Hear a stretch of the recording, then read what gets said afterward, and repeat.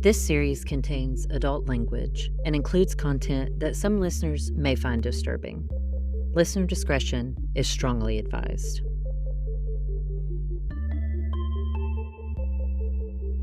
From Murder Creek Media, this is Skeptical. I'm your host, Neeli Faulkner.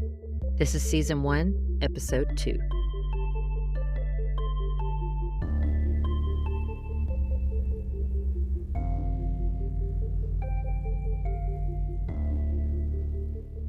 If you're just now tuning into Skeptical, this is one story told week by week. So if you haven't listened to our episodes in sequential order, go back to Episode 1 and start from the beginning. Last week on Skeptical. When y'all discovered that Mike had died, did you initially believe that it was Danny? That's the first thing that came to my mind immediately. Is it standard that somebody would go and start to process a scene and then leave in the middle of it and go eat and then come back and finish collecting? In our area, no, it's not. That's not normal. There's no way he could have known what he knew unless he would have been there. Because he knew where that body fell, he knew the gun, he knew where he picked the gun up from. He just knew everything, man. You don't know that, didn't witness it or have been a part of it.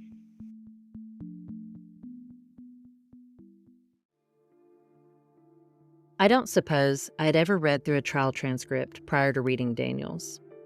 I anticipated I'd be reading a story told in the suspenseful style of a television crime drama like Law and Order, filled with a mix of legal theatrics and shocking courtroom revelations.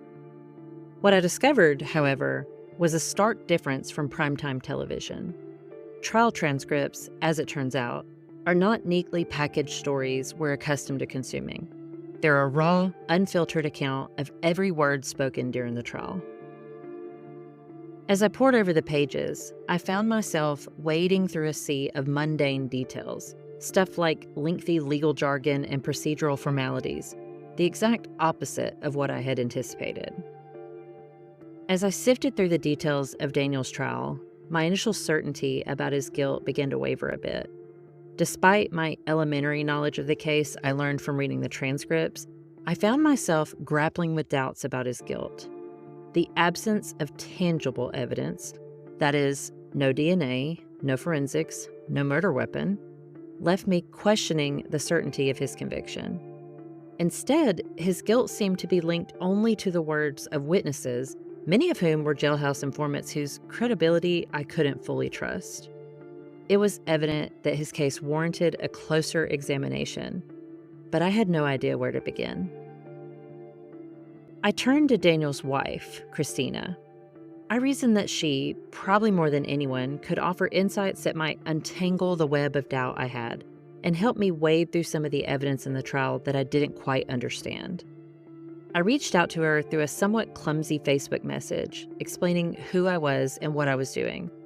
After what felt like an eternity, Christina responded, giving me a glimmer of hope that my amateur investigation might not be a total fumble after all. Hello. Hey, is this Christina? Yes. Hey, this is Neeli Faulkner. Hey. How are you? Fentanyl. During this hour-long conversation with Christina, I learned a lot about her. Like that she was raised in Detroit but was proud of her Irish and Native American heritage. She's a mom to 4 biological children and has taken in 8 foster kids over the years. She went to Michigan State and is a retired pro wrestler and cage fighter, which surprised me a bit. As our conversation unfolded, my curiosity honed in on the connection between Christina and Daniel. I knew Daniel wasn't married at the time of his conviction, and I was curious to know how they met. Christina's account of their relationship was a whirlwind romance that defied conventional timelines, from their initial encounter to an engagement just 2 weeks later. Despite the unconventional circumstances, their love endured, culminating in a prison wedding ceremony in May of 2016. His thing is that really put a lot of effort into getting to know each other and into our beliefs. And his thing was, we get married, there's no divorce. And I agreed. I agreed that if we get so mad that we okay, he's going to go on a hunting trip for a week or whatever and come back, and when we both pull down and we're going to work this out, then that's what we'll do. We'll fix things. We're not divorcing. He really wanted to make sure, because he's been hurt before, he wanted to make sure that I was going to stay around. Let me tell you, the day that we were married, I pretty much drove all the way down there the day before in tears, because him and I got into our first major argument.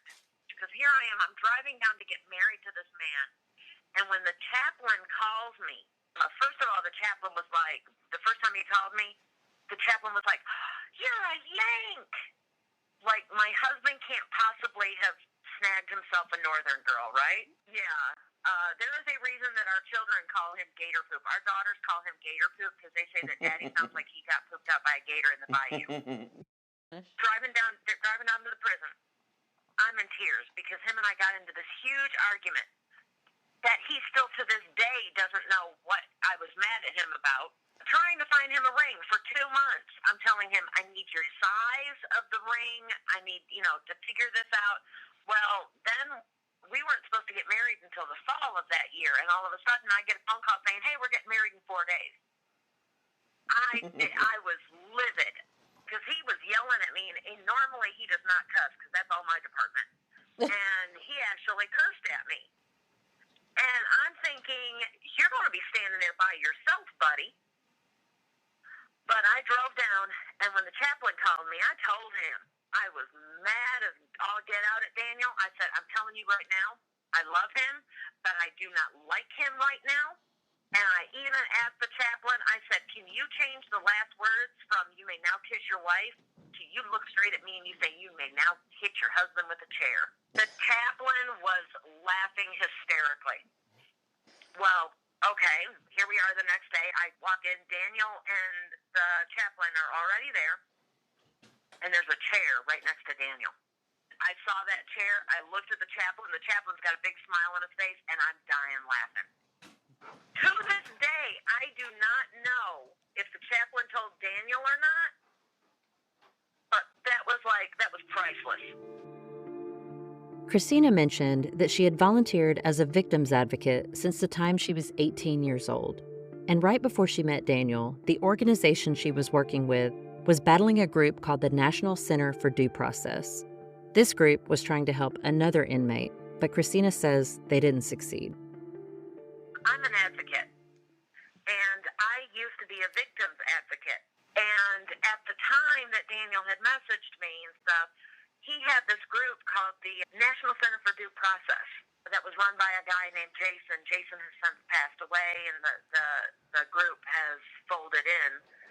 But they were supposedly helping Daniel. Well, of course, we find out later that, they weren't able to do much help considering his sister was supposed to be doing stuff, and she wasn't doing anything, and she ended up lying to him. I'll tell you guys all that later. But they were helping Daniel.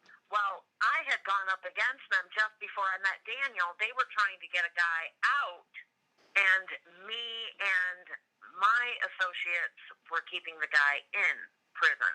We won. The guy ended up in prison, the governor ended up rescinding, and she ended up leaving office and stuff. And we didn't know that at the time, that we kind of had this link, and Jason and I later laughed over it. Because of Daniel, and Jason thought this was funny, I switched from being a victim's advocate to being an inmate advocate. Only, I pretty much only advocate for the guys at Holman, which is where Daniel's at. As of 2024, Daniel has been an inmate of the Alabama Department of Corrections for 28 years, housed most of his tenure at one of America's most notorious prisons, Holman Correctional Facility in Atmore, Alabama, about 40 miles north of Mobile. Violence erupts in a South Alabama correctional facility late Friday night as inmates set fire and try to overpower correctional officers, and it's all caught on video. A lockdown and investigation tonight at Holman Prison in Atmore. A series of events started with an officer breaking up a fight between prisoners. A spokesman for Holman says a prisoner stabbed the officer. A prisoner then stabbed the warden. Inmates moved into a hallway and started a fire. According to officials, officers responded to a fight between inmates at one of the prison dorms around 9:15 Friday night. From there, things escalated quickly. As of tonight, we're told the Holman facility is under control but remains on lockdown. Riots, stabbings, fires, and inmate deaths have earned Holman its reputation as the most violent prison in America. Conditions inside the prison are so bad that not only have inmates gone on strike, but it's the only prison in the U.S. where employees have gone on strike too. The violence even prompted an unprecedented investigation into the unsafe conditions at the prison by the U.S. Department of Justice. The now disgraced former governor, Robert Bentley, even made a visit to see for himself just how bad things were.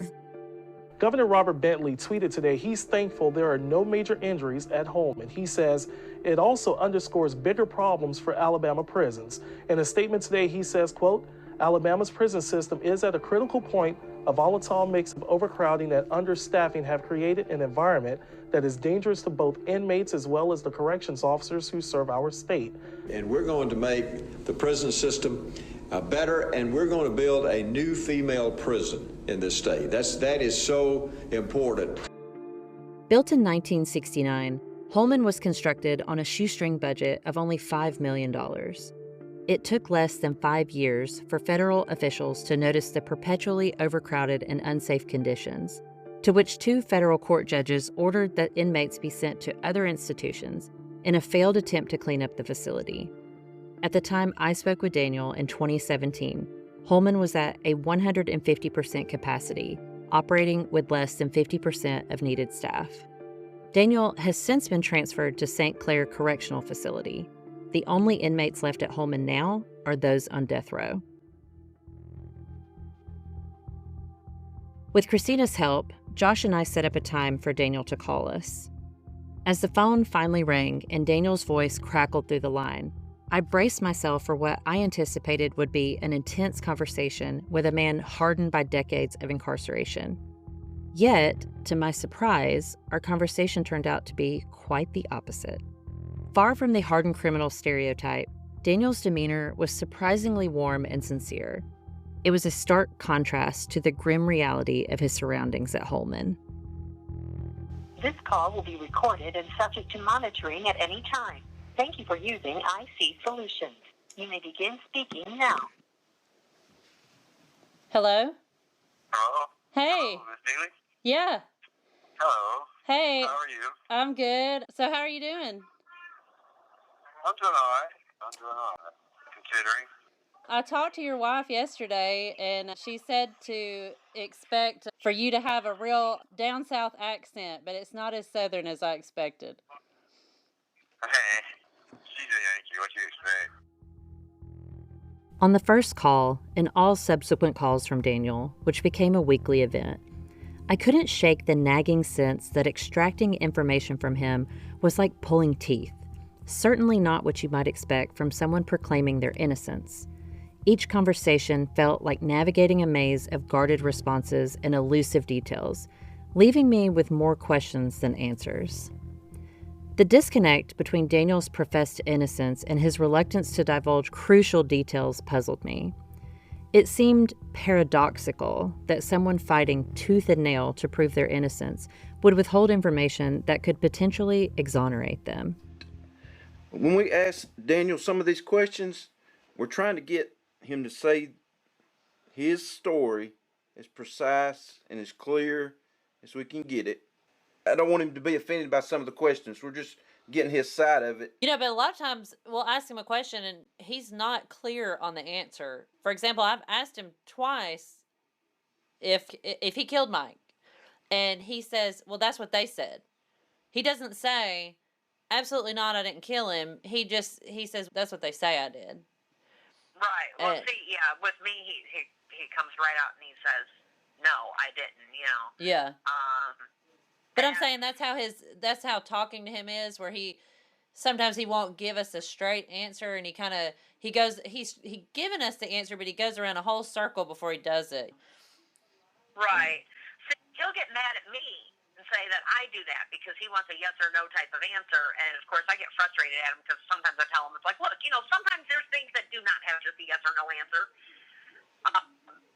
But, yeah, I'll talk to him about that. I'll tell him, look, when they ask you a question, answer it. Christina and I scrutinized his alibi, detailing whether he could realistically have traveled from Consolidated Pipe to Mike's home within the prosecution's specified time frame. In the audio I'm about to play you, we're discussing Daniel's response when I asked him about his alibi, perhaps the most crucial moment in the entire case. Like when we met with David Law, who was one of his former attorneys on his Rule 32, David said Daniel had an alibi. He left work at 5:01. His roommate, he was staying on some guy's couch, and that guy had a car, and that guy picked him up from work. And on the way home, they went to Hardee's, and they got something to eat. And then they went to the house, and this guy's mother was there, and all three of them sat down and ate, and then the guy left. So Daniel was still there with this guy's mother. And so that is what I expected him to say when I said, tell me what your alibi was. And he was like, I left work and I went home. It wasn't somebody else picked me up. I left at 5. No details whatsoever. Right. Now, see, he's never told me that. But it's really hard for Daniel to figure out or to remember things. And, like, he'll remember it 1 minute, and then he forgets the next, and then, like, later on, he'll be, like, it could be months later, and he'll be like, oh, yeah, I do remember that. And then he'll tell me more details about it or something. As I said, there's about a year there that's all blurry to him type of thing. It's very hard for him to remember that because he didn't get the help that he should have had. It literally mentally broke him. Like, when it comes to any details about anything that happened between him and Mike, I've told him I don't want to know. You know more than I do, because I have specifically said I don't want to know. What Daniel claims happened between him and Mike was never mentioned in the trial transcripts, and it's no light allegation. The nature of Daniel's claims was not to be taken lightly, a fact that weighed heavily on my conscience as I wrestled with the decision of whether to broach the subject on the podcast. The potential repercussions were big, not just for Daniel, but also for Mike's family, whose grief and loss deserved the utmost respect and consideration. Yet, I also recognized that without confronting this pivotal piece of the puzzle, our listeners would be left with an incomplete understanding of why Daniel believed he was the victim of a conspiracy to convict him of Mike's murder. It was a delicate balance, one that demanded careful navigation and a steadfast commitment to truth and integrity. As I grappled with this moral dilemma, I couldn't help but feel the weight of responsibility pressing down on me, a responsibility to honor the memory of Mike, to uphold the principles of justice, and to shine a light on the shadows of doubt that lingered at the heart of Daniel's case. And so, with a heavy heart and a solemn determination, I resolved to confront the uncomfortable allegations. Let's just say this. Okay, I know how Mike did me, right? I said, this is something I don't like talking about for real, but I've come to I'm mature, so I can talk about it. Right. Mike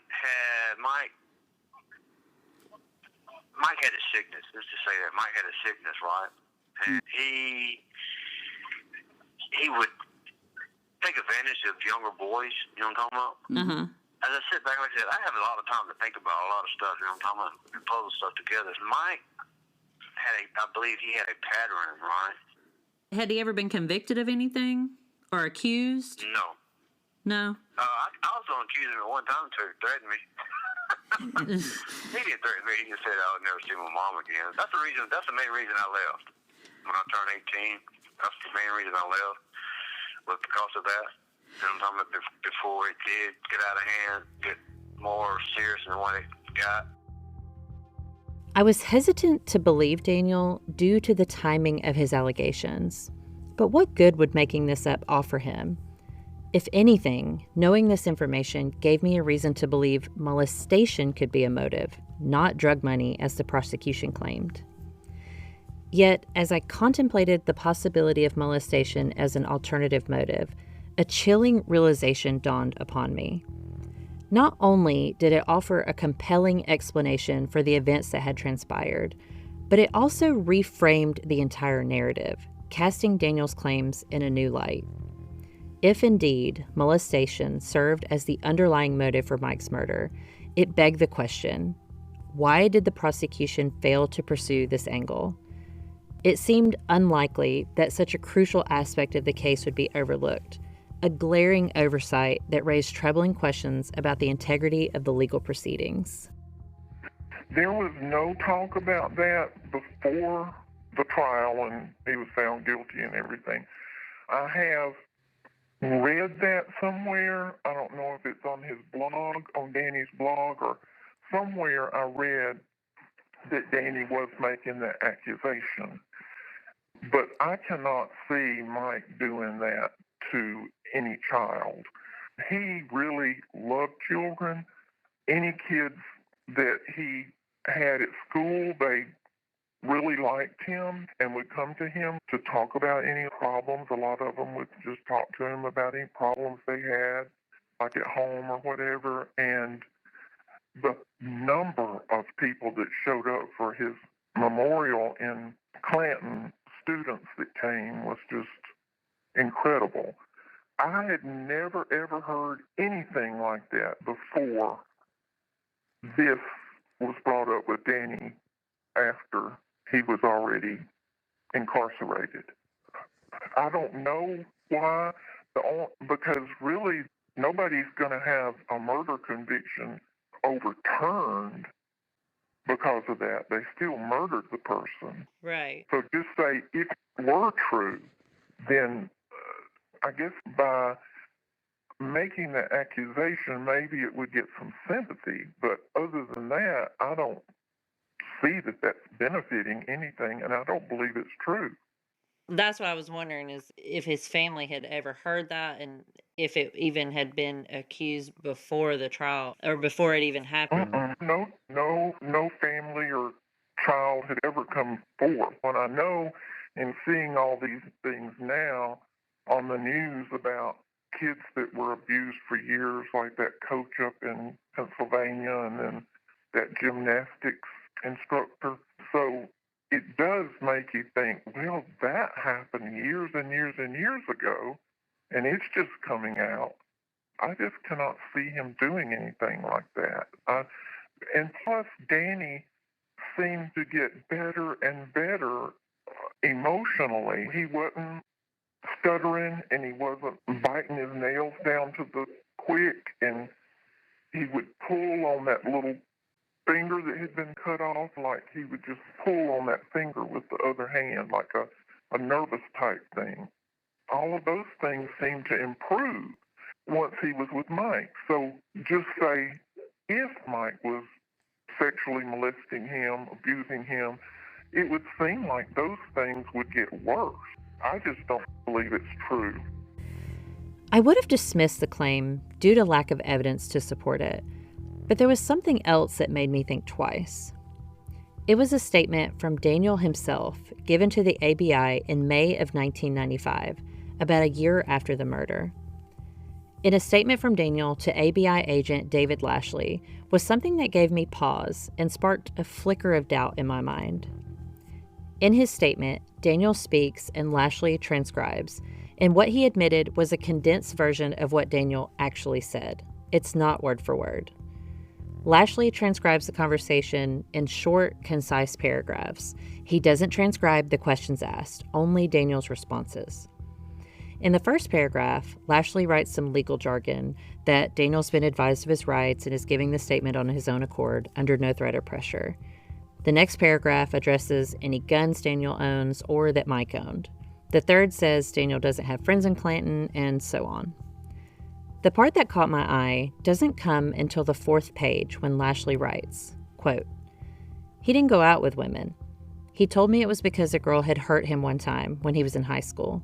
He said he didn't want some woman to get what he had. Mike was not a homosexual. I am not a homosexual either. I like girls." If you look at one of the ABA, he admitted in court that he was doing ad-lib, that he was writing out the witness statements, and he only wrote down what he thought was important. Well, then why is it in the middle of Daniel's witness statement? And do you have copies of his witness statement? I think I might have them online. I'm not sure. Yes, ma'am. In the middle of that, out of the blue, he's like, "Oh, but Mike's not gay, neither am I." Why would he say that? Yeah. In the middle of his witness statement. Christina's observation raised a crucial point. The inclusion of Daniel's statement regarding Mike's aversion to dating women, without further context or explanation, left a glaring gap in the narrative. It hinted at the possibility that Daniel may have alluded to the molestation allegations during his interview with Agent Lashley, an angle that investigators may have overlooked or dismissed. If indeed Daniel had confided in Agent Lashley about the alleged abuse, it would have significant implications for his case. The revelation of such deeply personal trauma would not only cast a shadow of doubt over the prosecution's narrative, but also provide a compelling motive for Mike's murder. Even as I entertained the possibility of this alternative motive, I couldn't ignore the inherent complexity of the situation. If the allegations were true, Daniel's actions, while perhaps understandable in the context of such trauma, would nonetheless paint a disturbing portrait of a young man driven to the brink by unspeakable horrors. Determined to explore this angle further, I sought out someone who knew Daniel intimately at the time of the murder, someone who could shed light on whether he had ever mentioned the molestation allegations to friends or family. I looked back to his witness statement where he had mentioned the name of a few of his close friends, one by the name of Scott Blair. Even after 20 years, it was obvious that Scott and Daniel were close back then. When I explained who I was and what I was doing with Daniel's case, Scott became defensive, but opened up once he realized what the podcast was all about. Let me ask you this. I don't mean to cut you short. Why are you using Danny Blan as entertainment? No, I hope it doesn't come across as that. Our podcast is called Skeptical, and we investigate stories of people who claim they have been wrongfully convicted. And his case is one that we chose to cover in our first season. And I wrote to him and I explained to him what we do, and he agreed to let us cover his story. And he's spoken to us on several occasions. Sure. Essentially, we're investigative reporters, and we just gather the information and we present it on the podcast in the form of a story. I'm with you. So where does this information go? What do you mean? The information that you give me? Well, correct. I mean, not that I'm afraid to give you any. Most definitely I feel like he was wrongfully convicted, but there's a lot we can get into. I don't want to get into that tonight only because I've got a lot going on. I'll be glad to call you tomorrow or something like that. After this conversation, Scott gave me the name and number of an old friend, Chris Arthur, who had also been a friend of Daniel's back at the time of the murder. The three of them, Scott, Daniel, and Chris, had been the best of friends, so I was cautiously optimistic they would each be able to give me some insightful information about Daniel, his character, and his relationship with Mike. A few months later, I got together with them to talk about the case. My name's Scott Blair, and I knew Danny Blan from our high school days, 1988, 89, when we went to school in Millbrook. Known him ever since. My name's Chris Arthur. I met Danny, probably when I was about 17 or 18, and we worked together at a brick manufacturing company and formed a good relationship, good bond, and been friends ever since. So tell me, like, when y'all would hang out, what were the kind of things that you would do? Ooh, we used to go out to the clubs. Absolutely. Back in our younger days, we'd go out to the clubs and stuff like that, go out on the boats, on the lakes and stuff. Just more or less doing 20-year-old stuff. Anything any normal 20-year-old or 21-year-old would do, yeah. I had a boat, he had a boat. And like I said, every Friday it seemed like, or at least 3 Fridays out of the month, I was driving to Trussville to pick Danny up and bring him back to my house because he didn't have a car. And that was my best friend, one of them. So I would drive and go get him, and we'd hang out on the lake Saturday and Sunday, either at Jordan or Martin. And then Sunday, the recuperating day, I'd drive him back home. And I'd go back to my daily work job Monday through Friday and pick him up. If it was raining or something, maybe I wouldn't pick him up. But for the most part, every weekend, I would drive to Trussville and pick Danny up, bring him back. I could dial it in to almost a minute to when I'd get there and get back. I know I've talked to you at length before about Daniel and any kind of drug use. The prosecution used it as he was just some total drug head that would do anything for drugs. When you knew Daniel, was he doing drugs? He smoked marijuana. That's about the only thing I've ever known him to do. That's the only thing that I know of him doing. Number one, I've got a friend that was a crackhead. I'm from the car business, so you got a lot of people that they need fuel to keep going. And man, those kind of people don't go to work on time. They can't hold down a job. They're constantly stealing from people. This guy now, he's a recovering crack addict. He's a great father, has a great career now. He finally turned himself around, but no, Danny didn't. No, he was not a crackhead. He maybe liked to smoke a little weed every now and again and drink some beer. Of course, we all did when we were 20 years old. But no, he did not smoke crack. Unequivocally. There's no doubt in my mind. No doubt in my mind either. What about his relationship with Mike? Did he ever mention any sort of physical or sexual abuse to you any time that you can remember, or maybe allude to it, or? Never. That blew my mind when I found that. I found that out from reading, I think his wife, but I think she had some wrongfully convicted website that she made for him, and I read that. That's the first I'd ever heard of that. So he never said anything before trial? Never. He's never said anything to me either. And I've been around Mike. He's carried us out tubing on the boat before whenever we were teenagers and stuff, and never got that inclination that he might be that way. So how was he, not just with you, were you ever around him when he was with other students or anything like that? No.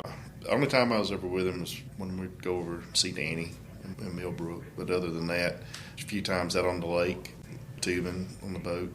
Yeah, outside of just interacting with our friends. Would you overall describe him as a nice guy? Very nice guy. Very nice guy. Gave you the shirt off his back. Yep. Mike seemed very nice. Didn't seem like he would have ever. He was real reserved, real quiet. Yeah, he didn't. I mean, didn't say a whole lot, but seemed like a really nice guy to me. But again, gave Danny just about anything he wanted. Oh, yeah. I don't think he's ever mentioned that they've really been in a really bad argument or anything like that. I've known they've had their little quarrels at times, but nothing unusual about it, though. You know how some people you'll know, they may not have a good relationship with one of their parents or both of them, and they'll just constantly... Now, he always talked high of Mike. Always. Really seemed like he really cared for Mike. To me, he did. So after the murder happened, what was Daniel like? When I talked to him, when he told me about it, he acted real shocked about it because he didn't know about it till after the fact. I think I can't remember real good because it's been so long ago, but I think he had actually come down to Clanton, him and his mom, to find out about it. And do you remember how long it was afterwards? Man, I don't. After he found out that he was dead? I don't remember. Man, I'm trying to piece that far back ago. We didn't talk about it a whole lot. Number one, I never thought he was a suspect at the time. And I was shocked when he got arrested. He was definitely shocked, and he was upset about it, but I think he was upset because Mike's family didn't let him know about it, too. But also keep in mind, Danny had a rough life, too, so he could compartmentalize stuff. He could put stuff in a box and not talk about it. He didn't ever really talk about it a whole lot. I'm sure we talked about it, but it was not something that every day you wanted to bring up because it was hurtful. Although I hit a dead end on the molestation allegations, Chris Arthur did give me a bit of helpful information. He told me he and his ex-wife had hired an attorney after Daniel's trial in hopes of having his conviction overturned. This attorney's name was Doyle Fuller, a well-known attorney from Montgomery who had previous success in post-conviction litigation. Chris said he and his ex-wife had paid Fuller a relatively small sum of money to take on the case, and that Fuller essentially worked the case pro bono, stating he believed Daniel had been railroaded by the state, and based on the evidence presented to him, he had a good chance of acquittal. But in the middle of his appeal, Daniel had taken the advice of an old friend, Sarah Hamlet, and fired Fuller in order to hire another group of attorneys to represent him. Gosh, I'm trying to remember the girl's name now that come into the picture. I think her name was Sarah. She come in, and Danny knew this girl from childhood or something other that he had met, and she was going to come in. She had a little bit of money, and she was going to hire these lawyers out of Birmingham to come in and take over his case because they thought it wasn't moving fast enough as far as to try to get him another trial. So either her money ran out or either they had some kind of a fallout, because after she took over, Danny and I really lost touch a little bit right there closer to the end of those attorneys working on this case. I may have talked to him every so often, but it got to be where I couldn't do the things that I could do for him like I did in the beginning, because my money was short, and me moving and stuff, losing touch with phone numbers and stuff like that, we just kind of quit talking on the phone some. But I think, too, the girl that hired the other lawyers and all, I don't know if that was just some kind of a apply to get this attorney from Montgomery away from Danny so he wouldn't work on the case, because I think she was part of the family that actually helped put Danny in jail. I'm not exactly sure how Daniel and Sarah met, but I know it was around the time Mike received custody of Daniel. Over the years, the two remained friends, but a romantic relationship later evolved. Daniel told me they had plans to marry, but for some reason it never happened. They broke up, dated other people, and a few years later, Daniel went on trial for Mike's murder. After Daniel's conviction, Sarah approached Daniel and convinced him to drop Fuller to hire a new group of attorneys, believing he would be more successful on appeal with this new team. There's something you should know about Sarah, and that is that she is the niece of former Alabama Assistant Attorney General Rosa Davis. In order to understand where I'm going with this, there's a small bit of information you need to know, and that is that Rosa Davis is a very close friend of the Bernays family. And that was one of the very first things that he said, was that was probably the biggest mistake he could have made, was going with her, but he just felt like she was really trying to help, when in reality it probably was the opposite. Because even Mike's family they're very close with Rosa Davis's family. And so that was odd. Mm-hmm. Well, and if I'm not mistaken, I don't think the district attorney up in Coosa County was even going to try the case. And Rosa came down with another attorney out of Montgomery from the district attorney's office and said, we're just going to try it to see what happens. And I think that influence and that pull in that courtroom, I don't know if that kind of made the judge uneasy or what. I don't know. I don't know much about how the judicial system works and how the people in there try to respect one another when stuff like this happens. But I know Mike's mother's family, like you said, was real close with the, what's her name now? Rosa. Sarah's aunt. Yeah, Rosa. But I knew they were real close family friends, according to Danny. And when Sarah come into the picture, it just seemed odd to me that her whole thing was, when she come into the picture, was that she was outraged against her family for doing this to Danny, and she's here to help him, and I'm going to hire you the best lawyers that money can buy. It all sounded real good, and I told Danny, the decision is yours, but I would really try to stick it out with the attorney that we had here in Montgomery, because he was willing to take on his case for free. It might not move as fast as he wanted it to, but at least you need to have somebody that's going to work on it. And I think, like I said, after he chose to do that, I think he just realized what a big mistake he had made. Rosa Davis served as a public service lawyer for over 43 years, serving under 8 attorney generals. She began her career as an entry-level law clerk and eventually worked her way to the position of Assistant Attorney General, where she supervised the Criminal Appeals Division.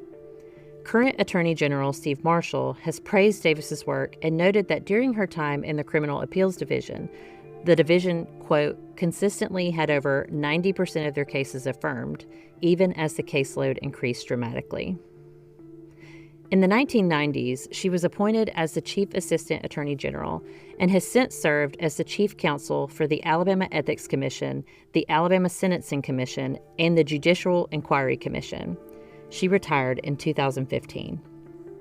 When I spoke to a member of the Bernas family early on in my investigation, they asked me if I'd spoken to Rosa and suggested that Rosa would have a lot of knowledge about the case. I didn't put this connection together at the time because I wasn't aware of Rosa's relationship to Sarah. This is important because Daniel's family had claimed that Sarah was brought in by Rosa in an attempt to thwart Daniel's post-conviction process, because not long after Sarah began advocating for Daniel, she was no longer paying for his attorneys and refused to speak to him. Daniel also claimed that Davis and fellow attorneys altered information presented to the grand jury in order to even get an indictment, among many other alleged items of misconduct. So what's the evidence that you have that would help? That same evidence that was Rosa Davis withheld evidence about the child molester. She told Sarah. I was wondering how you knew that. So Sarah told you that Rosa knew. Yeah. But how do you think that would help you in your case? Like, okay, because they withheld evidence. You cannot withhold any kind of evidence in a case. Then you have to turn over every evidence you got, whether it's good or bad. You have to turn it over. If you hold any kind of evidence, that's a jurisdiction issue. Whether that evidence affected the case, would it have a different outcome on the case? If it did, they had to give you a trial. yeah, I see what you're saying now. I was thinking that you just thought that if everybody knew he was a child molester, then that would help your case, but I see what you're saying. No. I didn't want to bring that up. I did not. I kept that to myself. They asked me, let's get this out in the public. I said, no. No. What he done, It's over with. And he cannot change. I said, I got enough respect for this man, enough love for this man, not to jeopardize, not to destroy his name. I said, I'm not fixing to do that. That's why that never got brought up in court. And that's one of the reasons why Sarah got so pissed off that. Even though she was fixing to put her aunt on the stand to testify to that, I wasn't fixing to put her and her aunt on, make them go head to head with each other. I wasn't fixing to do all that. I'm not fixing, I love my freedom. I want my freedom. I'm not fixing to put people's lives that's going to affect them in the long term. If they can't deal for them, I'm not fixing to do that. I'm not that type of person. During my investigation, I received a call from Daniel's mom, Debbie, and his sister, Lisa. They wanted to talk to me about Daniel's case and give me some information. Although I didn't have my recorder with me, I scribbled some notes as Debbie spoke quickly on the phone. She mentioned Sarah and Rosa, just as Daniel had done many times, and she could tell me all about it because she had been at the trial and all the hearings since then. She said all I had to do was read the transcripts on one of the Rule 32 hearings, where she said Rosa admitted in court that she had withheld evidence. I don't know why I had overlooked this information the entire time, but when I looked back at the many pages of trial transcripts, there it was. Or at least part of what Debbie said. During Daniel's second appeal hearing, one of his new attorneys, Talitha Bailey, told the judge, quote, "We also expect the evidence to show that the state had in its possession certain exculpatory evidence, specifically that the victim in this case was a child molester. They failed to disclose that evidence to the defense." End quote. Bailey went on to explain to Judge Rochester that had this information been made available to the defense, it would have given them the grounds to offer to the jury either reasonable alternative theories as to other suspects or possible mitigating circumstances which would have led to a lesser included offense. In correspondence from Wendy Reese, another member of Daniel's team of attorneys, to Assistant Attorney General William Dill, Reese provides Dill with information he had requested for the upcoming appellate hearing dated August 1st, 2001, including the witness list for that hearing. On that list is Sarah Hamlet, who was expected to testify that Rosa was aware of information that pinned Michael Bernas as having raped and molested boys, and that this information was withheld from the defense. All this time, I didn't have proof that Michael Bernas had been accused of molestation. but it turned out that I had been overlooking the transcripts from this hearing that showed Daniel had mentioned this to someone else long before I read it in an online petition, all the way back in 2001, only a few years after his conviction. I read over the transcripts with anticipation, hoping to see the arguments presented before the court, but Judge Rochester didn't allow this information to be admitted. It was never argued, although Talitha Bailey does bring it up briefly. Immediately after she does, William Dill requests an off-the-record discussion with Judge Rochester. If you aren't familiar with trial transcripts, they basically show only what's allowed on record, so the court reporter will just put in parentheses something like off-the-record discussion, then start back wherever the legal record begins again. When this discussion starts back, Judge Rochester is ready to continue on with the proceedings, but Talitha Bailey requests to invoke Rule 615 of the Alabama Rules of Evidence. This rule requires anyone acting as a witness or anyone in the court by way of subpoena leave the courtroom during the proceedings. When Judge Rochester asks those witnesses to leave the court, a familiar name speaks up and requests to be excluded from the rule. That person was Rosa Davis. Rosa asks that, because she's an attorney, she be exempt from the rule. Bailey argues that she should not be exempt because if they're allowed to present evidence of the molestation allegations before Daniel's trial, she's a witness to that issue. The discussion between Rosa, Rochester, Dill, and Bailey goes on for several pages, with Talitha trying her best to have Rosa kept out of the courtroom.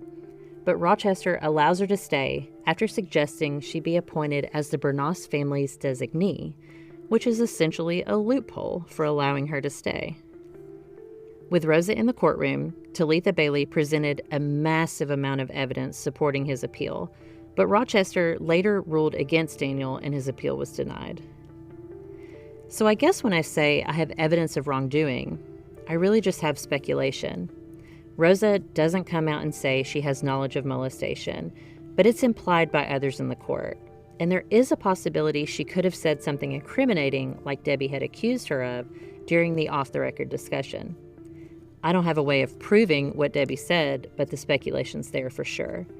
The fact that Rosa and her coworker, William Dill, fought so hard for her to stay in the courtroom is pretty questionable to me. And this information really doesn't look good for her in my eyes.